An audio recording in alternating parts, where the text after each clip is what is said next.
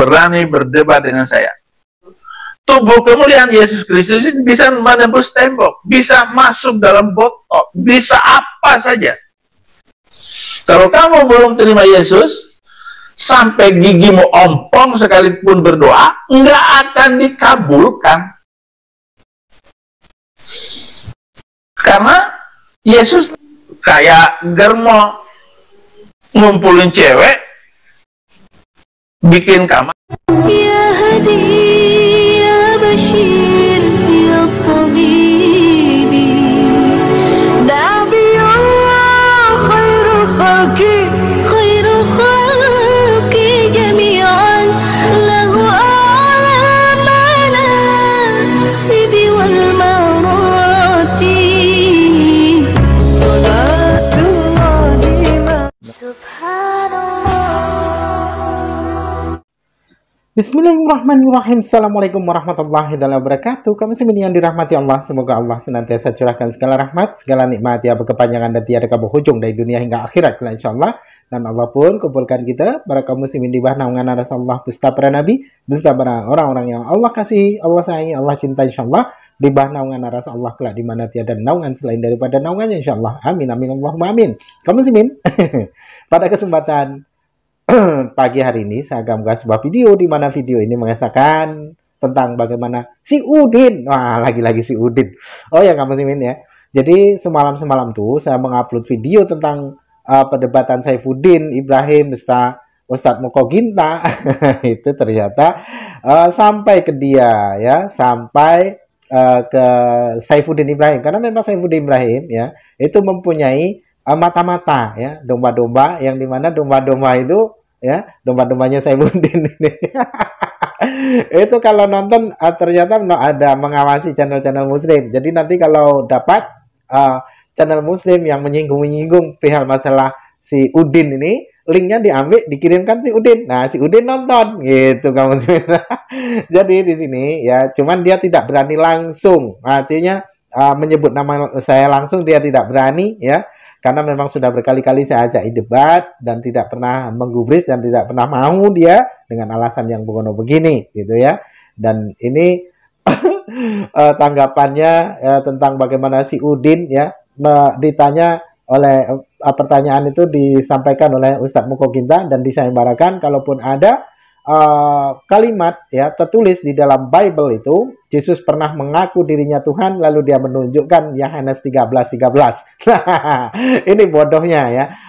Kalau orang bodoh merasa pintar, yaitu ya Yohanes 13:13 itu ya dalam teks asli ataupun Bible tahun-tahun tua itu ya, itu bukan Tuhan tapi Tuan atau Lord ya. Jadi Tuhan itu bukan Tuhan ya.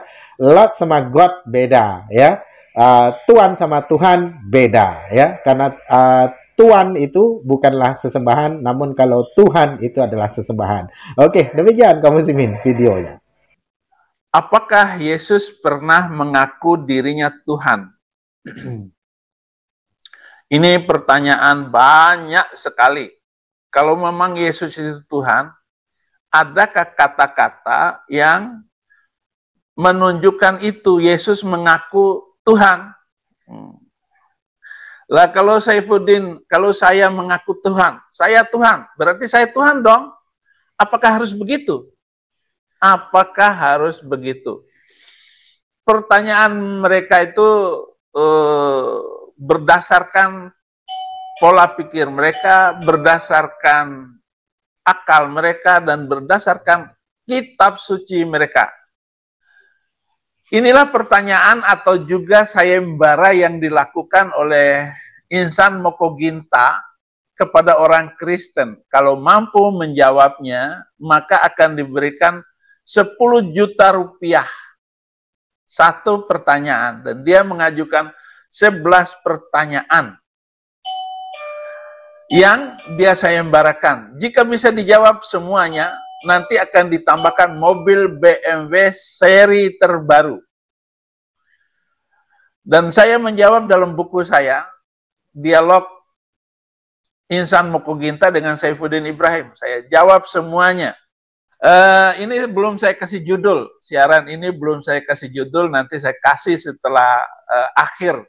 Tidak penting mau judul-judul untuk wah-wah seperti channel-channel Kirdun itu.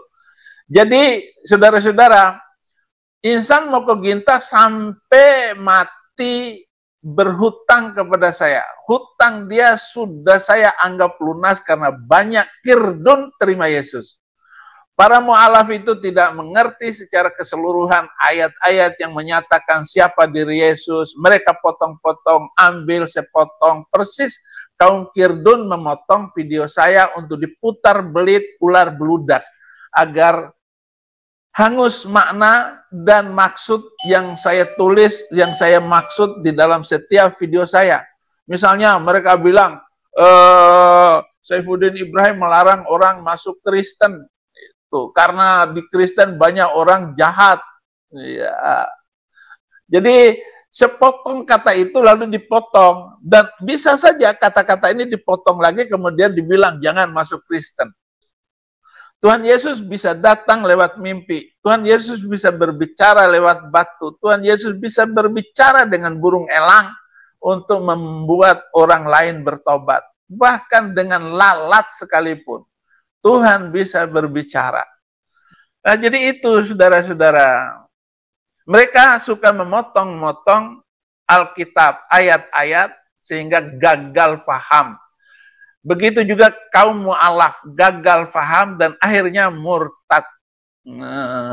Maka kafirlah mereka itu. Itu yang terjadi selama ini. Kalau mereka bilang banyak orang Kristen akhirnya masuk Islam karena perdebatan-perdebatan. Tidak ada, walaupun kalian itu masuk Islam sekalipun. Potong lidah saya kalau mereka mampu melakukan ajaran itu dengan baik dan benar. Nggak bakalan. Orang sholat itu yang dari kecil Islam saja nggak bisa, apalagi lo, Deddy Corbuzier, memang bisa sholat. Potong lidah saya kamu Deddy Corbuzier kalau bisa sholat. Melakukannya dengan tekun 5 kali sehari. Nggak bisa. Apalagi ancamannya sekali nggak sholat itu sekian tahun masuk neraka. Walau sholat cuma 5 menit masuk neraka 29 tahun. Sholat duhur nggak sholat sekali masuk neraka 29 tahun. Saya jawab, apakah Yesus pernah mengaku dirinya Tuhan? Nah, ini pertanyaannya. Saya jawab dengan Wahyu 1 ayat 8. Aku adalah Alfa dan Omega, firman Tuhan Allah, yang ada dan yang sudah ada, dan yang akan datang, Maha Kuasa. Jadi Yesus itu adalah Allah yang Maha Kuasa. Ditanya oleh orang Yahudi dan orang Kristen, apakah kamu selamat? Katakan Muhammad, aku sendiri nggak tahu apa yang akan diperbuatkan kepadaku dan aku juga tidak tahu nasib kamu. Jadi nasibnya sendiri nggak tahu. Maka di Yohanes 13 ayat 13, kamu menyebut aku guru dan Tuhan. Dan katamu itu tepat. Sebab memang akulah guru dan Tuhan. Ayat ini di Rancho, Jakarta Selatan, ada Chinese yang mu'alaf. Katanya kalau bisa menunjukkan Yesus itu Tuhan dalam Alkitab, Injil, saya masuk Kristen lagi katanya. Datang saya tunjukkan Yohanes 13 ayat 13. Kamu menyebut aku guru dan Tuhan. Dan katamu itu tepat. Sebab memang akulah guru dan Tuhan. Begitu dia baca ayat ini. Oh, banyak alasannya. Katanya mau masuk Kristen lagi. Saya bilang sama Chinese itu. Bapak-bapak. Antik juga. Begitu dia mendengar ayat ini. Dia sudah dia sudah sayembarakan karena pertanyaan Insan Mokuginta di buku yang terkenal itu, termasuk buku terkenal Insan Mokuginta, 11 pertanyaan yang tidak mungkin dijawab oleh orang Kristen. Saya jawab dengan benar semuanya. Insan Mokuginta terkencing-kencing sampai mati, dia tidak bisa menjawab pertanyaan saya. Dia tidak bisa membayar hutangnya kepada saya. Nah, ingat itu keluarga Insan Mokuginta itu, dengar itu. Dia berhutang sampai turun-temurun kepada Saifuddin Ibrahim lawan debatnya itu. Yesus itu Tuhan. Enak aja kalian. Jadi terjawab oleh Yohanes 13 ayat 13. Itu orang-orang mu'alaf ini sepotong-sepotong dan tidak berani mengungkapkan dirinya, lalu mengatakan benar. Seperti si HMC masuk di channel saya. Dia masuk channel saya, dia menyebut dirinya dokter akal. Saya langsung tes. Gini dokter akal, kalau kamu punya akal, jawab pertanyaan saya. Kalau ada laki-laki umur 53 tahun, kawin dengan perempuan umur 6 tahun, kamu hormat nggak sama laki-laki itu? Nabi kah laki-laki macam begitu? Oh, saya hormat katanya. Saya hormat. Oh, inilah tingkat akalnya HMC. Julius HMC Oon. Dengan demikian saya tutup. Maaf, saya tidak bisa melanjutkan diskusi dengan kamu. Hei HMC. Sok banget. Ya, sepertinya dia lebih benar. Dia adalah pembela Islam paling berani. Sudah banyak tuh videonya dia hapus karena mengirim tentara bayaran untuk mematikan saya katanya. Langsung dimatiin, takut itu Julius. Saya tidak akan mundur sedikit pun siapapun yang berani berdebat dengan saya. Tubuh kemuliaan Yesus Kristus bisa menembus tembok, bisa masuk dalam botol, bisa apa saja. Kalau kamu belum terima Yesus, sampai gigimu ompong sekalipun berdoa, nggak akan dikabulkan. Karena Yesus kayak germo. Nah, demikian tadi kamu ngumpulin cewek, Saifuddin Ibrahim bikin kamar. Katanya menjawab 11 pertanyaan dari Ustadz Mokuginta kan? Dan banyak orang murtad karena Saifuddin Ibrahim. Oh tidak. Kalaupun pernah terjadi ya di daerah Indramayu, di daerah mana itu ya? Indramayu kalau tidak salah. Di mana ya? Pokoknya di daerah Jawa Barat. Itu memang pernah ada ya, satu kampung itu masuk Kristen oleh karena misionaris dan bukan karena Saifuddin Ibrahim. Nah, dan itu sama Ustadz Yahya Waloni itu didatangi dan mereka pada akhirnya masuk Islam kembali. Itu memang pernah terjadi. Tapi kalau orang murtad dari Islam ya lalu menjadi Kristen oleh karena buku-buku Saifuddin Ibrahim, bohong. Tidak ada. Itu hanya kabar dari para misionaris yang digembar-gemborkan ya, di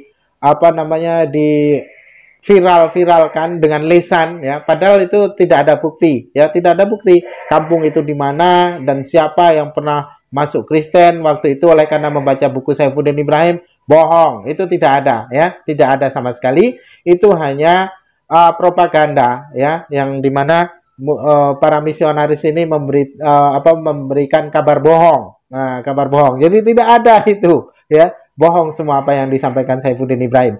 Apalagi katanya dia bisa menjawab pertanyaan dari Ustadz Mokuginta. Pret, mana ada. Kalaupun menjawab di mana ada Yesus pernah mengaku Tuhan lalu menunjukkan Yohanes 13:13, itu namanya orang bodoh ya. Orang bodoh, orang yang tidak tahu isi kitab. Nah, inilah kalau orang hanya mengetahui dari terjemahan itu ya akan tersesat karena terjemahan itu bisa diubah-ubah oleh sang penulis. Nah, contoh saja LAI. LAI itu memang banyak mengubah-ubah ayat-ayat yang tidak sesuai dengan teks asli ya. Contoh saja kandang kuda Salomo itu ya 4.000 menjadi 40.000 dan yang lain-lain ya. Itu dibuat oleh LAI. Jadi LAI sendiri ya sekarang ini hendak merubah ayat-ayat yang dimana mereka tidak tidak dapat menerjemahkan dengan sempurna gitu ya.